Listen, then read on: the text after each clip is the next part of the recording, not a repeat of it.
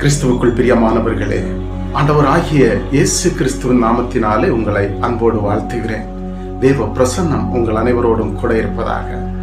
இந்த நாளிலே சங்கீதம் 52வது அதிகாரம் 7வது வசனத்தை நாம் வாசிக்கிற வேளையில, எனக்காக யாவையும் செய்து முடிக்க போகிற உன்னதமான தேவனை நோக்கி கூப்பிடுவேன் என்று சங்கீதக்காரன் சொல்லுகிறார். அன்பானவர்களே, ஒரு உதாரணம் சொல்லுகிறேன். நாம் எல்லாருடைய வீட்டிலும் சின்ன பிள்ளைகள் இருப்பார்கள். அந்த சின்ன பிள்ளைகள் எந்த கவலையும் இல்லாமல் சந்தோஷமாக இருப்பார்கள்.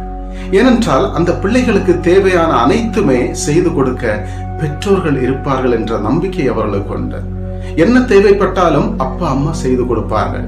அதே போலதான் நமக்கு தேவைகளை சந்திக்க, நம்முடைய தேவைகளை எதுவானாலும் அதை சந்திக்க ஆண்டவராய் இயேசு கிறிஸ்து இருக்கிறார்.